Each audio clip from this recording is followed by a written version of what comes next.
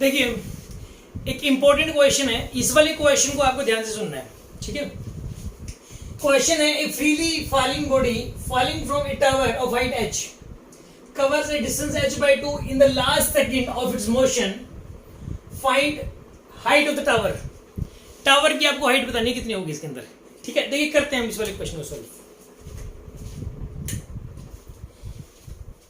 इस वाले क्वेश्चन के अंदर देखो, सबसे पहली बात तो मैं आपको जिस तरीके से अभी समझाऊंगा ये वाला क्वेश्चन कहीं पर भी नहीं मिलेगा आपको उस तरीके का वीडियो, ठीक है ना। आपको बड़ा ध्यान से समझना है इसको, ठीक है। देखिए करते हैं इसके अंदर सबसे पहली बात तो इसके अंदर क्या है कि एक बात बताओ, आप एक किसी बॉडी को अगर हम 0 स्पीड से छोड़े तो पहली सेकंड में 5 मिनट ट्रेवल करती है, अगली सेकंड में कितना 15 मिनट ट्रेवल करती है, आप सबको पता है। अगली सेकंड में 25 मीटर और अगली सेकंड में 35 मीटर, ऐसा ही होता है। इसके अंदर पता है क्या, ये क्या कहना चाह रहा है कि इस बॉडी ने जितनी भी डिस्टेंस ट्रेवल की है, इसकी आखिरी वाली सेकंड में उतनी ही डिस्टेंस ट्रेवल हुई जितनी बाकी सेकंडों में हुई है।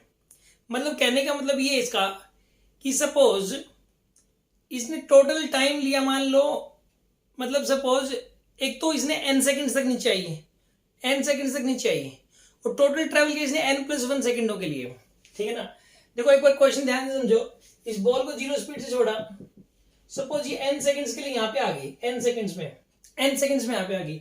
अब अगली 1 सेकंड में, ठीक है, उतना ही डिस्टेंस ट्रेवल कर गई है जितना n सेकंडों में किया है, यानी कि टोटल टाइम इसका मैं n+1 लेके चल रहा हूं, टोटल टाइम इसका n+1 लेके चल रहा हूं। और अब इसे कहना ये है कि n सेकंडों में इतना ट्रेवल किया और आखिरी के 1 सेकंड में जो ट्रेवल किया वो बराबर है। इसे कहने का मतलब ये है, ठीक है ना।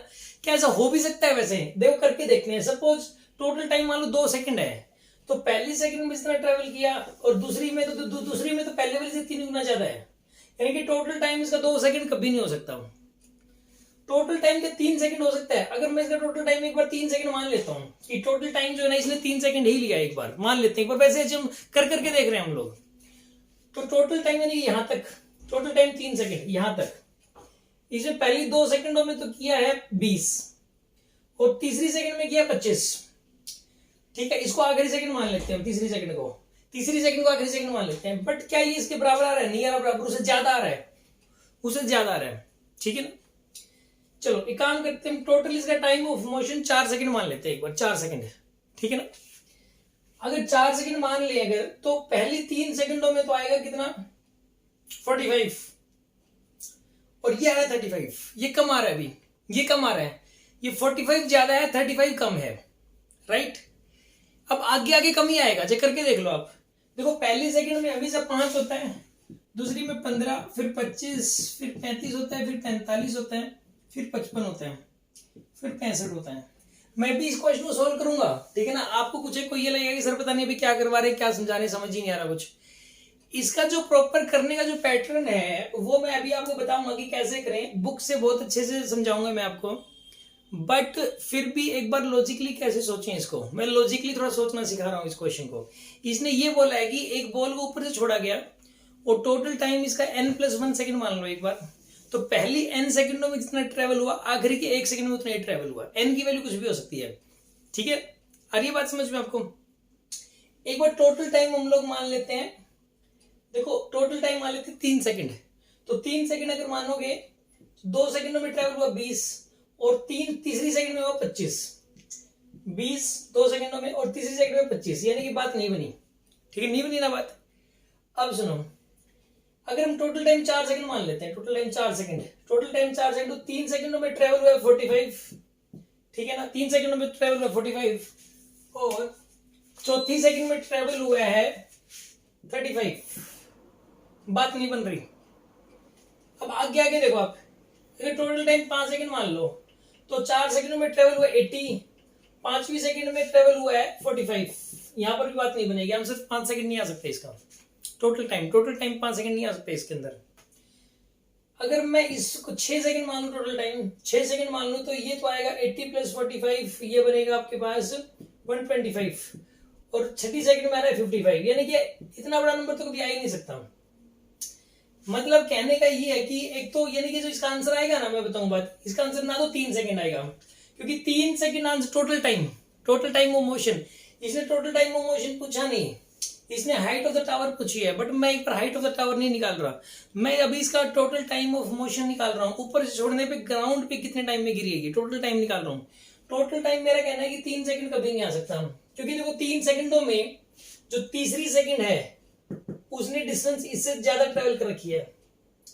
और मेरा कहना यह है कि total time of motion 4 second भी नहीं आ सकता, क्योंकि देखो 4 सेकंड अगर आप मान के चलोगे तो चौथी सेकंड में जो ट्रेवल हुआ है वो पहले 3 सेकंडों में ज्यादा ट्रेवल हुआ और चौथी सेकंड में कम ट्रेवल हुआ, ऐसा है।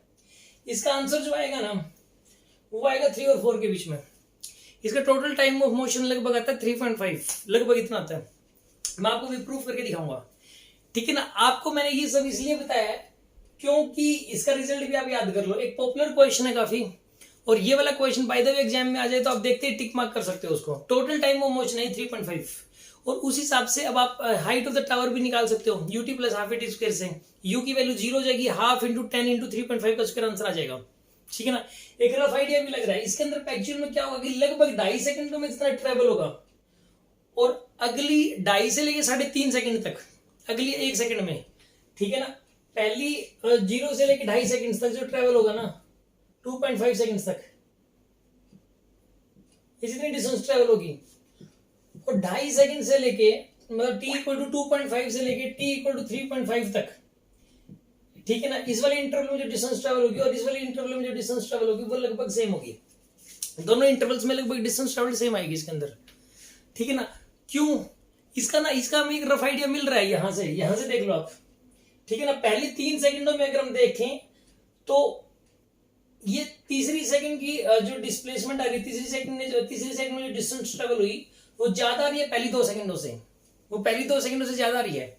और एक यहाँ पे अगर हम टोटल टाइम 4 सेकंड मान लें एक बार, तो चौथी सेकंड की जो डिस्टेंस ट्रेवल्ड आ रही है ये कम आ रही है पहले 3 सेकंडों से, तो उस हिसाब से बराबर कब आएगी?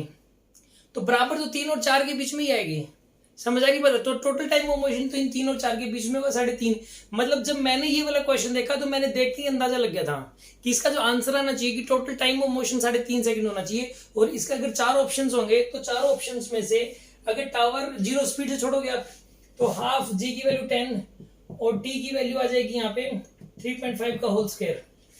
तो मतलब जो आंसर आएगा इसका 5 इंटू 3.5 इंटू 3.5, ये हाइट ऑफ द टावर आएगी लगभग है ये। 4 ऑप्शंस में से एक जो वेरी क्लोज होगा इसके, हम उसको टिक मार्क कर देंगे, हमारा टाइम बच जाएगा, ठीक है ना। सोल्व करने की जरूरत नहीं है इसको। फिजिक्स के ऐसे लगभग सारे क्वेश्चंस में ऐसा हो जाता है कि सोल्व करने की जरूरत नहीं होती, एक रफ आइडिया लग जाता है, क्योंकि सोल्व करने में टाइम बहुत ज्यादा वेस्ट हो जाता है, ठीक है ना। चलो अब मैं इसको प्रॉपरली सोल्व करके दिखा रहा हूं, ठीक है ना। इसको सोल्व कैसे करें प्रॉपरली, सुनो अब।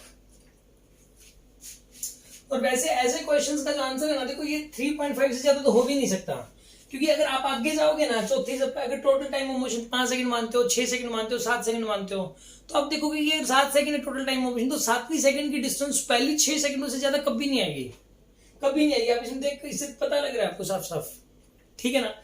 अब सुनो, अब इसको प्रॉपर तरीके से कैसे करें। अगर ये वाली चीज आपको, ये ट्रिक यानी कि लॉजिकली सिर्फ दिमाग घुमाने से अगर समझ नहीं आया ये, तो इसको प्रॉपर एक सिस्टमेटिक वे से लिखे कैसे, ठीक है ना। लिख के कैसे सोल्व करें इसको प्रॉपरली, सुनो। ये टावर है मान लो, ठीक है, 0 स्पीड से बॉल को छोड़ा, ठीक है। इसको एक काम करो, ये x टोटल हाइट 2x मान लो, टावर की टोटल हाइट मैंने 2x मान ली, ठीक है ना। Let height of the tower is 2x, right. Initial speed 0 है, यहां से ये a पॉइंट है, ये B पॉइंट है और ये C पॉइंट है। A से लेके B तक टाइम लगा t, और B से लेके C तक टाइम लगा 1 सेकंड, फिर दे रखा है इसने आखिरी की 1 सेकंड। तो A से लेके B तक टाइम लगा t टाइम, t की वैल्यू तो कुछ भी हो सकती है, ठीक है ना, मतलब कितने भी सेकंड्स हो सकते हैं, 2 3 4 कुछ भी हो सकता है। और B से लेके C तक टाइम लगा 1 सेकंड, और ये वाली डिस्टेंस और ये वाली डिस्टेंस बराबर है, A to B वाली जो डिस्टेंस है वही B to C वाली डिस्टेंस है, ठीक है। और एक और बात सुन लो, इसके अंदर जो है ना total height of the tower 2x है, ठीक है। अब एक काम करो, पहले A to B A to B, second equation में मोशन लगा दो, सेकंड इक्वेशन में मोशन लगाइए आप। इसके अंदर S equal to UT plus half A T square, U की वैल्यू 0 है तो हाफ जी टी स्क्वायर, ये वाली इक्वेशन बनेगी, ठीक है। और मैं बी टू सी अगर इक्वेशन लगाऊं, बी टू सी, ये इक्वेशन नंबर 1 बना दिया। बी टू सी मत लगाओ, ए टू सी लगा लो आप, क्योंकि इनिशियल वेलोसिटी 0 पुट कर सकते हो, बी पे इनिशियल वेलोसिटी पता नहीं हमें क्या है, तो ए टू सी कर लो आप। ए टू सी के अंदर डिस्टेंस ट्रेवल है 2x, डिस्टेंस ट्रेवल 2x है ए टू सी, ठीक है ना। पर इनिशियल वेलोसिटी 0 है तो half G into T plus 1 का होल स्क्वायर लिख सकते हो आप, टी प्लस 1 का होल स्क्वायर, ये सेकंड इक्वेशन बन गई। अब इनको दोनों को सॉल्व करके टी निकाल लो, तो टोटल टाइम ऑफ मोशन आ जाएगा टी प्लस 1, टी प्लस 1 आ जाएगा, टी निकलाया, टी प्लस 1 आ गया, टोटल टाइम ऑफ मोशन आ गया, तो हाइट ऑफ द टावर भी आ जाएगी, ठीक है। इनको दोनों को सोल्व कर लो आप, कैसे करोगे देखो, इसको लिखो 2x is equal to half G into T plus 1 का होल स्क्वायर, यहाँ लिख दो इसके नीचे, ये सेकंड इक्वेशन है ना। अब इन दोनों का रेशियो ले लो, यहाँ पे आएगा 1/2 इक्वल टू हाफ जी से हाफ जी गया, T square by T plus 1 का होल स्क्वायर। अब टी प्लस 1 के होल स्क्वायर को इधर लिखो equal to 2t square, quadratic बनेगी अब, ठीक है ना। ये क्वाड्रेटिक, इसको इधर लेके आप इसको इधर लेके, अब इस क्वाड्रेटिक को सोल्व करोगे आप, क्वाड्रेटिक को सोल्व करने से टी आता है लगभग 2.4 आता है, मैं अब करके दिखाता हूं अब इसको, ठीक है ना। यानी कि एक्चुअल में अगर आप लॉजिकली नहीं सोचते ना, अब जैसे मैंने उस पैटर्न में बताया सोच के, हमारे पास टाइम नहीं होता, मतलब जो है आईआईटी और नीट के पेपर के अंदर, तो मैं जल्दी करने के लिए वही तरीका अडॉप्ट करना पड़ेगा, क्योंकि इसमें तो क्वाड्रेटिक में फंसे रह जाओगे। और जब इस टाइप की कैलकुलेशन आ जाती है ना क्वाड्रेटिक टाइप, तो ऐसा लगता है कि गलत तो नहीं कर रहे हम लोग, मन ऐसा काम, मतलब मन अपने आप ऐसा एक्टिवेट हो जाता है कि यार कुछ गलत तो नहीं हो रहा। और ये क्वाड्रेटिक को सोल्व करूंगा, क्वाड्रेटिक में सीधे फैक्टर बनेंगे नहीं, तो वो बी स्क्वायर में डिस्क्रिमिनेंट निकालना पड़ेगा पहले, तो थोड़ा सा और लंबा चौड़ा हो रहा है, तो मन में डर लगने लगता है कि यार हो क्या रहा है ये, ठीक है ना। तो इतना टाइम कैसे लग रहा है, बट इसमें तो टाइम लगेगा, इस वाले क्वेश्चन के अंदर तो टाइम लगेगा आपको प्रॉपरली। देखिए आप T square plus 2t plus 1 is equal to 2t square. अब आप इसको ना इधर ले जाओ, पूरे को इधर लेके जाओगे तो ये बनेगा T square minus 2t minus 1 equal to 0। अब इसको सोल्व करके टी निकालना है आपको, ठीक है, इसको सोल्व करके टी निकालना है। इतना सीधे सीधे फैक्टर्स नहीं बन रहे इसके अंदर, तो पहले डिस्क्रिमिनेंट निकालना पड़ेगा। डिस्क्रिमिनेंट निकाल लो इसके अंदर, B square minus 4ac, B square यानी कि माइनस 2 का स्क्वायर माइनस 4 इंटू 1 इंटू 1 पूरे का रूट, ये आएगा 4 माइनस, ये माइनस 1 एक्चुअल में, ठीक है ना, ये माइनस 1 है तो प्लस 4 बनेगा, ये रूट 8 का मतलब होता है 2√2, ठीक है 2√2। अब टी के तो दो आंसर आएंगे टी के, ठीक है, टी के आंसर क्या आएंगे, माइनस बी यानी कि -2, ठीक है, यानी माइनस ऑफ -2 बनेगा, माइनस ऑफ -2 प्लस 2 बन जाएगा, ये माइनस ऑफ -2 प्लस 2 बन गया, ठीक है ना, प्लस -2√2 बाई 2a, a की वैल्यू 1 है यहाँ पे, बाई 2 है। आई थिंक क्वाड्रेटिक तो सबको सॉल्व करनी आती होगी, अगर ये नहीं आती तो पहले क्वाड्रेटिक सीखनी पड़ेगी आपको, ठीक है ना, 10th के अंदर था ये। अब t की जो वैल्यू है ना, देखो अगर 2 -2√2 करोगे तो वो पॉसिबल नहीं है, टाइम नेगेटिव में आएगा, a की वैल्यू यहाँ पे 1 है।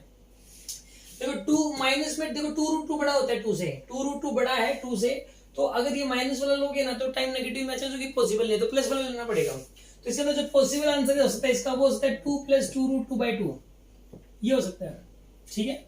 ये इसका आएगा 1 + √2 और 1 + √2, √2 की वैल्यू थी 1.414, तो 2.414 आंसर आ गया आपके पास।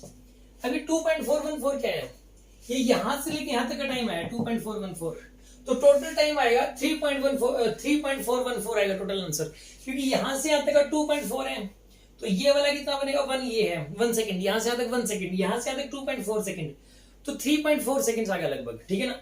तो यहां से लेके यहां तक का टाइम आ गया 3.4 सेकंड, राइट। मैं इसको पूरे को रब कर रहा हूं अभी, ठीक है। आपके पास आएगा 3.4 सेकंड्स। अब एक काम करो, टावर की हाइट सिंपल है, टावर की हाइट जो है ना एस मान लो, एस टोटल यहां से लेके यहाँ तक S, half G T square, you तो 0 है, इस u0 का बड़ा फायदा उठा रहे हैं हम लोग आसान करने के लिए, क्वेश्चन को आसान हो जाता है इससे। u0 है, ut plus half T square लगाओ, u की वैल्यू 0 है तो हाफ इंटू जी की वैल्यू 10 और टाइम 3.4 का स्क्वायर, ठीक है, सॉल्व करो 5 इंटू 3.4 इंटू 3.4, ये आंसर आएगा इसका। और मैंने रफ आइडिया में लगभग यही बताया था आपको, 3.5 इंटू 3.5 कर दिया था रफ आइडिया में। इसको सोल्व कर लो, सोल्व करने से आपके पास आंसर आ जाएगा। अगर हम इसको प्रॉपरली सोल्व करें, ठीक है, तो इसका आंसर बनता है 5 into 3.4 multiply by 3.4, 57.8। Answer is 57.8 metre. This is the height of the tower. इसका आंसर है। इससे आसान और बेस्ट तरीके से नहीं हो सकता। ये जो शुरू में बताया था वो इसको करने का ट्रिक था, ठीक है ना, उससे आसान नहीं कर सकते, मतलब और कोई इजी तरीका नहीं है। और अगर कैलकुलेशन करके प्रॉपर तरीके से करना है तो ये तरीका है, और कोई तीसरा मेथड नहीं है, ठीक है ना, और कोई इजी मेथड नहीं है। अगर किसी के पास कोई और इससे इजी मेथड हो तो मेरे को जरूर बताएं, आप कमेंट में लिखें, ठीक है ना। तो मतलब स्पेशली आपका जो नाम है, नाम लेके मैं दोबारा से वीडियो रिकॉर्ड करूंगा फिर, अगर आपके पास इससे भी इजी तरीका हो तो। बट आप इससे इजी तरीका मुझे नहीं लगता और हो सकता है, उतना ही टाइम लगेगा ले देख, ठीक है।